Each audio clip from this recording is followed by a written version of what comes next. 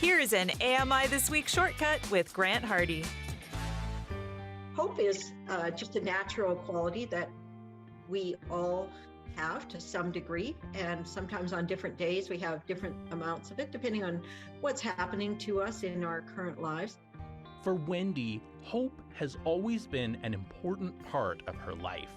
It's not uncommon for other people to look at us and think, well, gosh, that's a terrible thing that's happened to that person. It's a tragic thing, and their future must be just going to be awful. So we, as visually impaired people, we need to have some way to ground ourselves against the expectations of others and against our own expectations as well. Having faced discrimination in the work world herself, Wendy believes her experiences can help break down barriers for others. To me, it seems to me that I cannot climb a big mountain. I don't even really want to climb a big mountain, so it's easy to say that I just couldn't climb Kilimanjaro or Mount McKinley or whatever.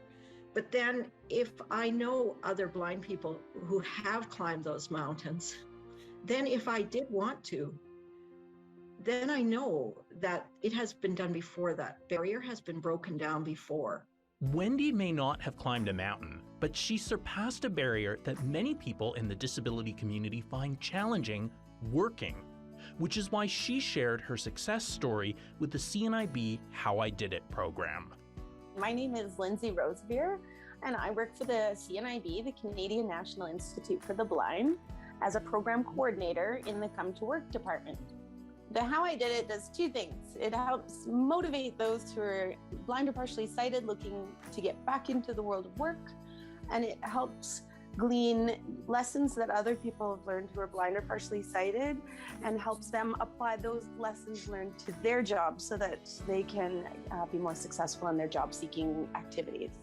A common stereotype is that if you're blind or partially sighted, only a few specific job fields are available to you. So Lindsay brought in the greatest variety of speakers possible. So the people that we've had speak at our series have been anywhere from laborers in construction, IT professionals from CP Rail, deputy ministers for the government of the Yukon. We've had professors in Hope Studies and early childhood education departments from all over the country. I have, in the future, we've got coming a political representative from a town in British Columbia. We have a mathematician and a graphic designer coming as well. So it's anybody from anything to really anything.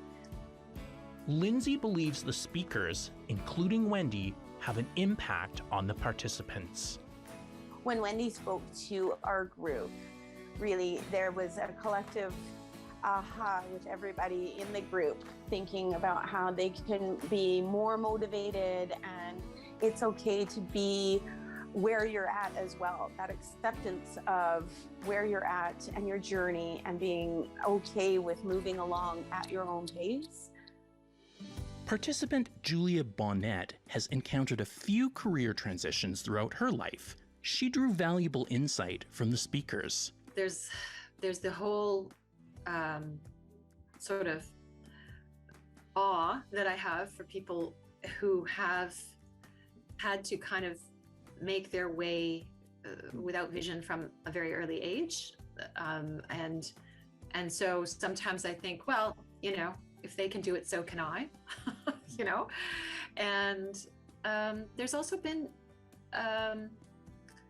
contacts that I've been able to nourish, but to have a conversation with an individual after that about your own personal situation and get their ideas on how that, what maybe might be next steps for you, I found that very, very valuable. Ultimately, Wendy has a very hopeful message for job seekers who are blind or partially sighted. Visually impaired people can and do work. And you can look around and find the evidence of that.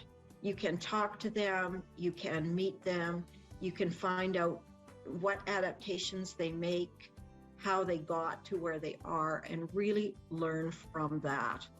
and following their example, you can develop the skills that you will need in order to be able to work as well.